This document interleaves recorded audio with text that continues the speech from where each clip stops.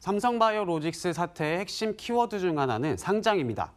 2년 전 한국거래소의 읍소로 국내 증시에 상장한 삼성바이오로직스가 상장 폐지 실질 심사를 받게 되는 아이러니한 상황이 벌어졌고, 이는 일반 투자자 피해로 이어지게 됐습니다. 소액주주 입장에서는 상장을 시켜준 거래소, 그리고 상장 주관을 담당한 증권사에 대한 책임을 물어야 한다고 충분히 주장할 수 있는 상황인데요. 오늘은 상장을 담당한 주관사에 과연 법적 책임을 지울 수 있을지, 그리고 주관사 책임에 대한 법원의 판결은 어땠는지 짚어보는 시간을 가져보도록 하겠습니다.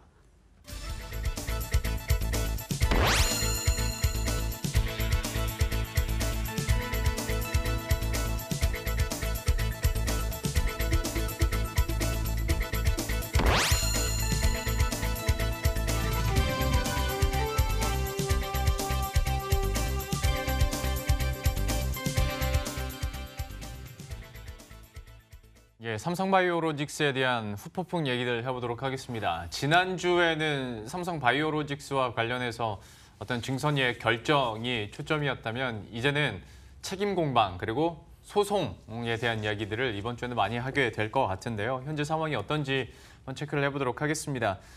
삼성바이오로직스 관련해서 소송전은 이미 시작이 됐지 않습니까? 현재 관련해서 어디까지 진행이 되고 있습니까? 일단 그 삼성바이오로직스 금융위원회에 행정소송을 제기했고, 그다음에 소액주주들이 이제 삼성바이오로직스와 감사인, 그러니까 삼정회계법인을 상대로 이 손해배상 청구 소송을 준비 중입니다. 소액주주 약 8만 명이 삼성바이오로직스 주식 약 3조 원 가까이 보유하고 있는데, 현재 한 270명 정도의 그 개인 투자자들이 소송에 참여했고, 앞으로 이 숫자는 더 늘어날 가능성이 큽니다. 소송을 좀 허가받는 데만 좀 수년이 걸리는 그 증권 집단 소송의 특성상 이 소액주주들과 삼성바이오로직스 그 소송은 한 7에서 8년 정도 걸릴 것이라는 예상이 나오고 있습니다. 참 여러 가지 측면에서 이 사안을 좀 봐야 될 것 같은데요. 우선 삼성바이오로직스나 외부 감사인의 문제 같은 경우에는 금융당국에서도 잘못됐다라는 판단을 내렸으니, 이와 함께 삼성바이오로직스가 상장할 당시에 상장 주관사들에게도 어느 정도 책임이 있는 거 아니냐라는 얘기도 나오거든요. 이 부분은 좀 어떻습니까? 그렇죠. 이번 증선위가 판단한 이 삼성바이오로직스 회계의 핵심 연도는 2015년입니다. 그러니까 자회사 바이오에피스 회계 처리 기준을 변경한 걸 이제 2015년 고의 분식 회계라고 판단을 한 건데, 이제 금융당국이 문제가 있다고 판단한 이듬해인 2016년 5월, 삼성바이오로직스는 대표 상장 주관사인 한국투자증권 그리고 시티글로벌증권과 이제 상장 주관 계약을 체결하고 약 4개월 동안 그 주관 실사를 진행을 했습니다. 그러니까 대표 주관사 말고 그 공동 주관회사로는 NH투자증권 그리고 JP모건, 크레디트 스위스 증권이 참여했습니다. 이후 이제 공모를 거쳤고 2016년 11월 코스피 시장에 상장을 했는데요. 말씀하신 것처럼 투자자 입장에서는 2015년에 고의로 회계 기준을 변경했고, 이듬해 상장을 했다면 이 증권사, 그러니까 주관사의 책임을 물을 수 있는 것 아니냐, 이런 의문이 충분히 제기될 만한 상황입니다. 그래서 주주들의 이제 손배소 소송과 마찬가지로 이 주관사의 책임을 묻기 위해서는 이 법리의 핵심은 공모에 의한 주식 모집에서 이 피해를 과연 입증할 수 있는가에 맞춰 여부입니다. 주관사 측이 이 삼성바이오로직스 상장 실사를 좀 부실하게 진행했고, 이 때문에 좀 투자자들이 피해를 당했다가 이 소액주주들이 펼칠 수 있는 주요 논리인데요. 이제 결론부터 말씀을 드리면, 이번 사태로 이 삼성바이오로직스 상장 주관사 측의 책임 배상을 이끌어내기는 좀 어려울 것이라는 전망이 대다수입니다. 핵심을 좀 두 가지로 짚어볼 수 있는데, 일단 이 책임을 물으려면 주가 하락으로 인한 피해가 좀 명백해야 되는데, 이 주가 하락에 의한 피해가 굉장히 좀 애매모호합니다. 보시는 게 이제 그 삼성바이오로직스의 주가 흐름인데, 삼성바이오로직스 공모가는 13만 6천 원이었거든요. 이게 기업 가치의 어떻게 보면 기준점이 될 수 있는 가격이어서 중요하거든요. 근데 올해 4월에 약 60만 원까지 갔고, 그다음에 거래 정지 당일 주가는 33만 4,500원의 거래가 정지를 당했는데, 이 거래 정지 당일 주가만 봐더라도 공모가의 3배에 가까운 주가 흐름입니다. 또 주관사의 책임을 물으려면 이 증권 신고서를 보고 투자한 투자자들이 주가 하락으로 인한 피해가 아까 말씀드린 것처럼 명백해야 합니다. 하지만 이 삼성바이오로직스의 상장 이후 주가가 고공행진을 펼친 점을 감안하면 이 상황에서 좀 책임을 묻기는 좀 어렵다라는 관측이 가능하죠. 그러니까 이번 사태로 인해서 개인 투자자분들 중에 나는 피해를 보고 있다. 그러면서 나는 손해를 봤다라는 분들도 물론 계실 수 있겠지만 네네. 상장 주관사에 우리가 어떤 책임을 묻기 위해서는 공모가를 기준으로 봤을 때 그쵸. 그 가격대를 봐야 되기 때문에 공모가 당시와 비교하면 그래도 지금 3배 이상 올라 있어서 이거를 손해를 봤다라고 주장하기가 쉽지 않다 뭐 이런 거죠. 네. 그것도 그렇고 이 공모가 자체도 물론 이 회계법인의 회계를 토대로 제시가 된 거니까 예. 앞으로 좀 법적 공방이 지속되면 이 공모가 자체도 적절했느냐 이것도 따져봐야 할 문제인 것 같고. 그러겠네요. 네. 그리고 말씀하신 것처럼 이 분식 회계 의혹이 제기된 시점 이후에 삼성바이오로직스 주식을 매매한 주주들은 이것 때문에 주가 하락이 됐다라고 예. 주장을 할 수가 있잖아요. 네. 근데 여기서 두 번째 핵심 쟁점인 인과관계를 입증하기가 또 쉽지 않다는 게 법조계 관계자들의 주요 이제 의견입니다. 예. 그러니까 소액주주 예를 들어 보면 지금 법무법인 한결에서 이 소액주주들의 소송 범위를 준비하고 있는데 이 참여 범위를 어떻게 설정을 했냐고 하면 금융위가 발표한 지난 14일 이전에 그러니까 회계분식 결과를 발표한 14일 이전에 삼성바이오로직스 주식을 사서 손해를 입은 투자자를 대상으로 소송 참여를 진행하고 있는데 예. 근데 여기서 손해라고 하면은 단순 주가 하락으로 인한 손해 하락이 아니라 실제 기업 가치보다 부풀려진 주식을 사서 손해를 봤다라는 걸 입증을 해야 되는데 기업 가치의 기준이 될 수 있는 게 아까 말씀드린 공모가이고 그렇죠.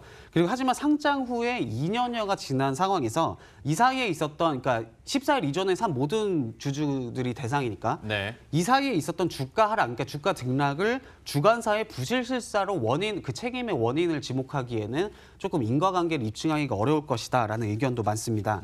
근데 실제 이 증권 소송에서 좀 활발하게 활동 중인 법무법인 한누리도 이 주가 하락으로 인한 피해 여부 그리고 말씀드린 인과관계의 불투명성 등으로 이 주주 소송에 참여하지 않기로 결정을 했습니다. 자, 인과관계를 입증해내기가 진짜 쉽지 않겠다라는 생각이 좀 드는데 글쎄요, 막 이렇게 복잡할 때는 과거 사례나 판례들 많이 참고하잖아요. 좀 사례가 있습니까? 아마 중국 기업 고섬 사태를 떠올리신 분들이 많을 텐데 예. 물론 삼성바이오로직스의 시가총액 5, 6위 대규모 기업과 좀 비교하기가 힘든 측면이 있지만 예. 이 사례가 좀 비슷한 사례이긴 한데요. 이 고섬 사태란 싱가포르에 본점을 둔 중국 섬유업체 고섬이 지난 2011년 1월 한국 증시에 상장한 뒤에 같은 해 3월 분식회계 논란으로 상장 후 3개월 만에 거래 정지가 된 사안인데 이제 이 상장 폐지가 완료가 됐거든요. 예. 당시 이 고섬 투자자들은 2천억 원 상당의 피해를 입었고 금융위원회는 상장 주관사였던 대우증권과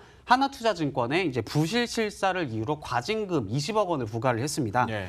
그래서 이에 대우증권과 하나투자증권이 금융위의 결정에 반발하면서 그 과징금 취소 소송을 냈고 법원이 금융위의 과징금 부과는 부당하다라고 판결을 했습니다.